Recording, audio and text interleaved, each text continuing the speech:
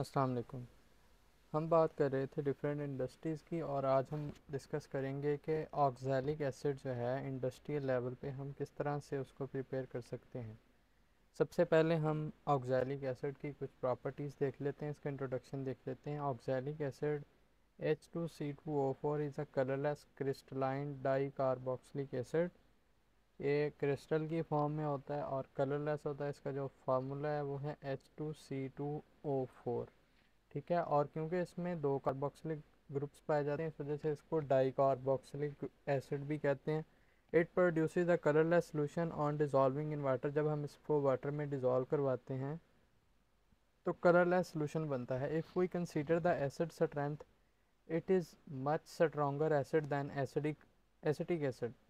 अगर हम ये देखना चाहें कि ये कितना स्ट्रॉन्ग है तो एसिटिक एसिड से कई गुना ज़्यादा ये स्ट्रॉन्ग होता है। ऑक्ज़ैलिक एसिड इज़ रेड्यूसिंग एजेंट है, दूसरी चीज़ों को रिड्यूस करता है और ख़ुद को ऑक्सीडाइज करता है, और इसकी जो कॉन्जुगेट बेस बनती है वो ऑक्ज़ैलेट होती है। Oxalate acts as chelating agent of metal cations. Typically oxalic acid also exist in the form of dihydrate form में भी पाया जाता है, यानी इसमें दो वाटर मॉलिक्यूल भी साथ होते हैं। Injection of oxalic acid through skin contact और orally proves to be fatal. अगर हम स्किन के ऊपर लगाएं तो ये इससे इरिटेशन फील होती है, जिससे ये चीज़ साबित होती है कि ये सेहत के लिए भी मुज़र होता है, मुहलक होता है। ठीक है, अब हम देख लेते हैं कि इसको डिस्कवर किसने किया था।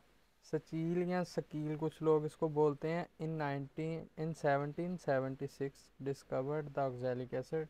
एक सचील साइंटिस्ट था, उसने इसको डिस्कवर किया था जब उसने ऑक्सीडेशन करवाई थी शुगर की बाय एडिंग नाइट्रिक एसिड उसने शुगर के अंदर डाल के उसकी ऑक्सीडेशन करवाई थी, और उस वक़्त इसको सक्रिक एसिड या सचैरिक एसिड भी कहा जाता था। It is odourless with the molecular weight of 126.07 ग्राम पर मोल। इसका जो मॉलिक्यूलर वेट होता है 126.07 ग्राम पर मोल होता है। क्योंकि ये सॉलिड की फॉर्म में पाया जाता है इस वजह से हम इसको ग्राम पर मोल ही बोलेंगे। It is orthorhombic colourless crystal. ये क्रिस्टल की फॉर्म में, जैसे मैंने पहले आपको बताया, कि ये पाया जाता है। अब हम देख लेते हैं कि इसके मैन्युफैक्चरिंग प्रोसेस कौन कौन से हैं। तीन तरह से, तीन मेथड्स के थ्रू हम ऑक्ज़ैलिक एसिड को प्रिपेयर कर सकते हैं इंडस्ट्री में। ऑक्ज़ैलिक एसिड फ्रॉम सोडियम फॉर्मेट सबसे पहला ये है, उसके बाद ऑक्ज़ैलिक एसिड फ्रॉम प्रोपाइलीन, और तीसरा मेथड है ऑक्ज़ैलिक एसिड डाईमिथाइल ऑक्ज़ैलेट प्रोसेस। तीन तरीक़ों से हम इसको प्रिपेयर कर सकते हैं। तो सबसे पहले हम पहला मेथड देखते हैं, oxalic acid from sodium format को यूज़ करते हुए हम किस तरह से ऑक्ज़ैलिक एसिड को प्रिपेयर कर सकते हैं। इसके लिए जो रॉ मटेरियल यूज़ होगा वो सॉलिड का सोडियम हाइड्रोक्साइड, जिसको हम कास्टिक सोडा फ्लेक्स भी कहते हैं, उसकी प्योरिटी 97 to 98% होती है। और इसके अलावा साथ में हम कार्बन मोनोऑक्साइड गैस यूज़ करेंगे। तो इसकी वर्किंग देखते हैं। Solid sodium hydroxide and carbon monoxide react at 200 degree Celsius temperature and 150 pascal pressure in an autoclave to produce sodium formate. Sodium caustic soda जो होता है और साथ में कार्बन मोनोऑक्साइड, उसको बहुत हाई टेम्परेचर और 150 पास्कल प्रेशर पे हम रिएक्ट करवाते हैं ऑटोक्लेव के अंदर, और उसके नतीजे में सोडियम फॉर्मेट बनता है। On completion of this reaction the pressure in the autoclave is gradually reduce. कम किया जाता है प्रेशर को, and the temperature is increase to 400, और टेम्परेचर जो है 4000 डिग्री सेल्सियस कर दिया जाता है, यानी 2000 से डबल कर दिया हो जाता है। The ceasing of the evolution of hydrogen results in the completion of this reaction. जब हाइड्रोजन इवॉल्व होगी तो उससे हमें पता चल जाता है कि ये रिएक्शन जो है वो कंप्लीट हो चुका है।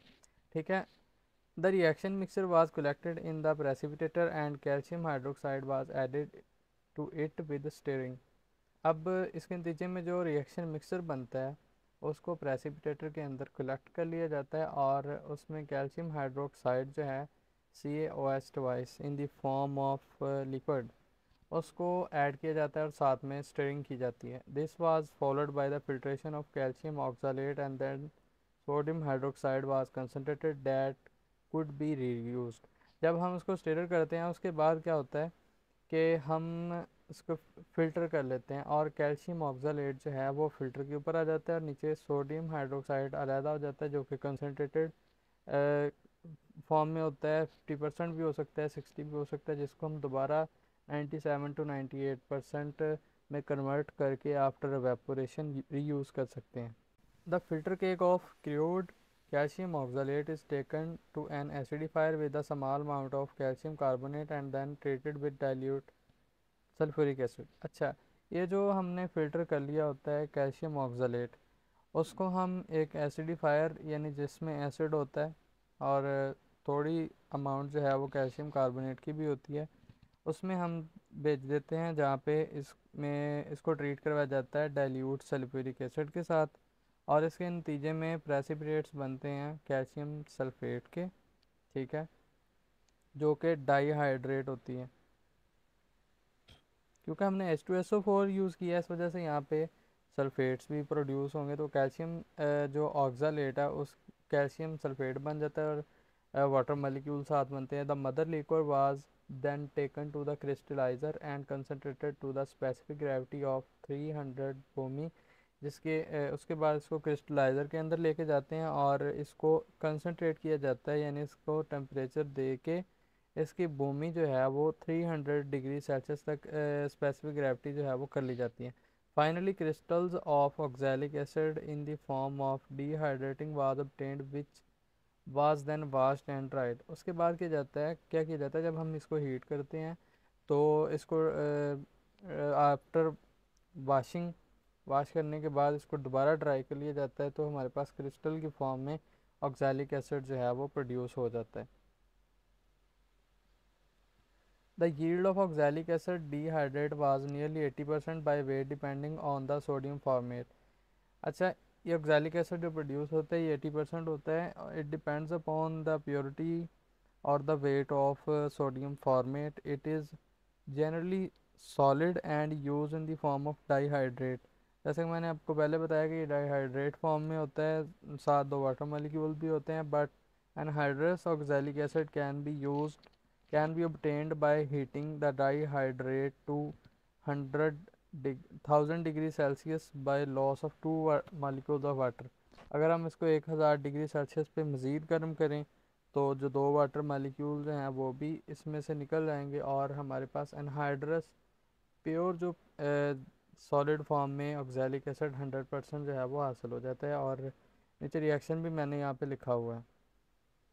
जैसे मैंने आपको बताया कि जो सोडियम ऑक्सालेट हमारे पास हासिल होता है उसको हम प्रेसिपिटेटर के अंदर कलेक्ट कर लेते हैं और ये जो COO और सिंगल बॉन्ड COO ये सोडियम ऑक्सालेट है, और जब हाइड्रोजन गैस इवॉल्व होती है तो हमें पता चल जाता है कि ये रिएक्शन जो है वो कंप्लीट हो चुका है। इसी सोडियम ऑक्सालेट को हम ट्रीट करवाते हैं कैल्शियम हाइड्रोक्साइड के साथ, ठीक है, और उसके नतीजे में कैल्शियम ऑक्सालेट बनता है और कास्टिक सोडा बनता है, ठीक है, दोबारा जिसको हम रीयूज़ कर सकते हैं। और कैल्शियम ऑक्सालेट को फिर हम इंट्रोड्यूस करवाते हैं सल्फ्यूरिक एसिड के अंदर, जो हमारे पास एसिडिफायर टैंक होता है उसके अंदर, और सल्फ्यूरिक एसिड के साथ रिएक्ट करवाते हैं जिसके नतीजे में ऑक्सैलिक एसिड जो है वो बनता है और साथ में कैल्शियम सल्फेट के प्रेसिपिटेट्स जो हैं वो बन जाते हैं, जिसको फर्दर हम एनहाइड्रस में अगर कन्वर्ट करना हो तो हम मज़ीद उसको टेम्परेचर दे देते हैं। इसके अलावा एक और तरीका है सोडियम ऑक्सालेट को यूज़ करके ऑक्सैलिक एसिड बनाने का। The direct acidification of sodium oxalate with methanol in the ratio of 1:3 and the presence of 0.8 parts of concentrated sulfuric acid also produces oxalic acid। जब हम डायरेक्ट एसिडिफिकेशन करते हैं sodium oxalate की, उसमें हम डालते हैं 0.1 parts of concentrated sulphuric acid और 1:3 के रेशो के साथ मेथानॉल डालते हैं 1:3 रेशो की, यानी उसमें 1% जो है वो मेथानॉल होता है और 3% वाटर होता है, जिसको हम 25% मेथानॉल भी कह सकते हैं। तो जब इन सभी को हम मिक्स करते हैं तो भी ऑक्सैलिक एसिड जो है वो प्रोड्यूस होता है। Then the insoluble sodium sulphate can be separated from the ethyl oxalate methanol sulfuric acid solution। The sodium sulfate is then filtered and the mother alcohol is hydrolyzed by the addition of 3.5 parts of water. This yields oxalic acid and the methanol. The methanol obtained is then distilled and recycled. दोबारा methanol हमें हासिल होती है और उसको दोबारा हम oxalic acid बनाने के लिए यूज़ कर लेते हैं. The crude oxalic acid solution is then concentrated and crystallized, producing the oxalic acid. Molasses can be oxidized with nitric acid to produce oxalic acid. Similarly, oxidation of organic compounds like glycol, alcohol, fats, and other cellulosic material in the presence of nitric acid also produce oxalic acid. ये थोड़ा सा पुराना method है जो मैंने पहले आपको बताया कि शुगर की ऑक्सीडेशन करवा के बाय एडिंग नाइट्रिक एसिड, इस तरीके से भी हम ऑक्सैलिक एसिड जो है वो बना सकते हैं. और बाकी ये जो organic compounds like glycol, alcohol, fats और दूसरे सेलुलोजिक मटेरियल्स हैं उनको यूज़ करके भी हम ऑक्सैलिक एसिड बना सकते हैं. अब दूसरा मेथड है जिसके थ्रू हम बनाएंगे oxalic acid from propylene. Propylene को यूज़ करके ऑक्सैलिक एसिड किस तरह से हम बना सकते हैं. This method involves the oxidation of propylene with nitric acid to produce oxalic acid. इसमें क्या होता है कि प्रोपाइलीन जो होती है उसमें हम नाइट्रिक एसिड इंट्रोड्यूस करवाते हैं और उसकी ऑक्सीडेशन हो जाती है जिसके नतीजे में ऑक्सैलिक एसिड प्रोड्यूस होता है. It involves two step processes where in the first step propylene gets converted into a nitrotolactic acid and the second step allows the oxidation of a nitrotolactic acid to oxalic acid. सबसे पहले step में क्या होता है कि propylene convert हो जाती है जब हम उसकी ऑक्सीडेशन फर्स्ट स्टेप में करवाते हैं तो ए नाइट्रोटोलैक्टिक एसिड बनता है और सेकंड स्टेप में जब हम उसकी दोबारा ऑक्सीडेशन करवाते हैं तो ए नाइट्रोटोलैक्टिक एसिड जो है वो कन्वर्ट हो जाता है ऑक्सैलिक एसिड के अंदर.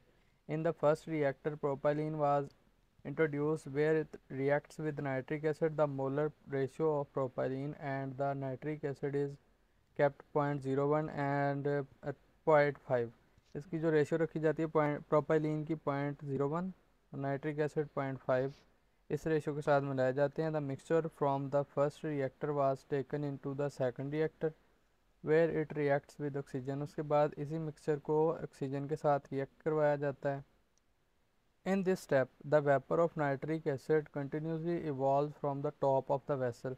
इस स्टेप के अंदर नाइट्रिक एसिड के वेपर्स जो हैं वो ऊपर की तरफ निकलते हैं. The stream from the vessel has intermediate and a trace amount of nitric acid. Nitric acid जो है वेसल के थ्रू थोड़ा थोड़ी अमाउंट में निकलता रहता है. उसके जो फ्यूम्स होते हैं. It was taken into the reservoir tank where acid was evolved. A nitrotolutic acid from the reservoir was then collected into the autoclave where its oxidation occurs at 45 degrees Celsius to 1000 degrees Celsius in the presence of mixed acids as catalyst. अच्छा, उसमें nitric acid डालने के बाद जब ए नाइट्रोटोलैटिक acid बन जाता है उसको हम एक रेजरवायर के अंदर ले जाते हैं और ऑटोक्लेव का मतलब है कि खुद ब खुद ही आगे जो सोल्यूशन है वो चलता जाता है. ठीक है. और एसिड जो नाइट्रिक एसिड है उसके साथ इसको दोबारा मिक्स किया जाता है हाई टेम्परेचर के ऊपर. In this step a nitrotolactic acid gets converted into oxalic acid dihydrate. The crude product was taken into a crystallizer where oxalic acid crystals are obtained. अच्छा, उसके बाद क्या होता है कि ये लिक्विड ऑक्सैलिक एसिड में कन्वर्ट हो जाता है जब ए नाइट्रोटोलैक्टिक एसिड की ऑक्सीडेशन हो जाती है. तो इस प्रोडक्ट को क्रिस्टलाइज़र, जहाँ पे क्रिस्टलाइजेशन होती है, क्रिस्टल्स बनते हैं, वहाँ पे भेज दिया जाता है और क्रिस्टल की फॉर्म में ऑक्सैलिक एसिड जो है वो हासिल हो जाता है. The slurry obtained from the crystallizer is filtered and sent from for dry operation to generate dried oxalic acid. अच्छा, ये जो हमारे पास क्रिस्टलाइज़र में स्लरी टाइप जो बनता है उसको फ़िल्टर कर लिया जाता है और दोबारा उसको भेज दिया जाता है ड्राई प्रोसेस, यानी उसका जो वेस्ट होता है उसको भी हम ऑक्सैलिक एसिड जो लेस प्योरिटी होती है उसकी फॉर्म में हमें हासिल हो जाता है वो. उसके बाद मैंने ये रिएक्शन लिखा हुआ है कि जिस रिएक्शन के थ्रू ऑक्सैलिक एसिड बनता है बाय यूजिंग प्रोपाइलीन. उसके बाद थर्ड जो है मेथड है oxalic acid di methyl oxalate process. In this process, methyl nitrite is regenerated from circulating gas containing CO, and from regeneration column it was pressurized and then fed to the reactor. इस process के अंदर methyl nitride जो है उसको regenerate किया जाता है और CO सर्कुलेशन गैस जो है उसमें क्या क्या होता है, जहाँ पे इसकी सर्कुलेशन लगाई जाती है कार्बन मोनोऑक्साइड गैस होती है, और रीजनरेशन कॉलम के अंदर इसको प्रेशर के थ्रू जो है वो हम बेचते हैं। उसके बाद इसको हम रिएक्टर के अंदर फीड करते हैं। In this vessel dimethyl oxalate was produced but the consumption of methyl nitrite takes place। इसके नतीजे में डाईमिथाइल ऑक्जालेट बनता है और मिथाइल नाइट्रेट को यूज़ किया जाता है। Freshly brewed dimethyl oxalate and unconverted mixture were taken into the condenser where methanol was added. उसके बाद इस डाईमिथाइल ऑक्जालेट को या और अनकन्वर्टेड मिक्सर जो है उसको कंडेंसर के अंदर भेजा जाता है, जहाँ पे मेथनॉल जो है उसको ऐड किया जाता है। Uncondensed vapour containing methyl nitrite water and methanol were drawn to regeneration column accompanied by the addition of NO। उसमें नाइट्रोजन की ऑक्साइड ऐड किए जाते हैं, नाइट्रोजन मोनोऑक्साइड भी हो सकता है, डाइऑक्साइड भी हो सकता है, and oxygen to regenerate the methyl nitrite which is to be recycled. उसके बाद नाइट्रोजन मोनोऑक्साइड या नाइट्रोजन डाइऑक्साइड और ऑक्सीजन को ऐड किया जाता है इस मिक्सचर के अंदर, ताकि मिथाइल नाइट्राइड को दोबारा हम यूज़ कर सकें। ऑक्जेलिक एसिड जो है वो हमें हासिल हो जाता है अलहदा, और जो बाकी वेस्ट मिक्सचर बच जाता है उसको हम रिसाइकल कर लेते हैं by adding nitrogen monoxide and oxygen. Condensed dimethyl oxalate from the condenser when taken into the distillation column removes water vapors while dimethyl oxalate was hydrodized। ये जो कंडेंस्ड डाईमिथाइल ऑक्सालेट होता है उसको हम जब कंडेंसर में बेचते हैं तो उसके बाद हम डिस्टिलेशन कॉलम्स में बेचते हैं ताकि उसमें वाटर वगैरह जो है वो रिमूव हो जाए। डिस्टिलेशन कॉलम में बेसिकली भेजने का मकसद यही होता है कि इसमें जो पोलर सॉल्वेंट्स हैं वो निकल जाएँ, ठीक है। After the completion of hydrolysis of oxalate, the slurry was sent to the crystallizer to generate the crystal of oxalic acid। Same like in the second step, जो स्लरी होती है, वेस्ट होता है, उसको दोबारा जो है वो वापस भेज दिया जाता है क्रिस्टलाइज़र के अंदर, जहाँ पे इसको फ़िल्टर करने के बाद ड्राई किया जाता है और हमारे पास ऑक्सैलिक एसिड मिलता है, जिसको हम बाद में स्टोर कर लेते हैं। अब हम इसकी एप्लीकेशन देख लेते हैं। Oxalic acid can be used as a mordant substance used to treat leather before dyeing aids in dyeing processes. Oxalic acid को हम डाइंग प्रोसेस में भी यूज़ करते हैं। Oxalic acid can remove rust and thus can be used for the cleaning और bleaching. जो dust वगैरह है उसको भी रिमूव करता है, इस वजह से हम इसको क्लीनिंग में भी यूज़ करते हैं और ब्लीचिंग में भी। Bee keepers use 3.2% solution of oxalic acid और इट्स वेपोराइज्ड फॉर्म। जो मक्खियों शहद की मक्खियाँ पालते हैं वो भी 3.2% सोल्यूशन ऑक्सैलिक एसिड यूज़ करते हैं।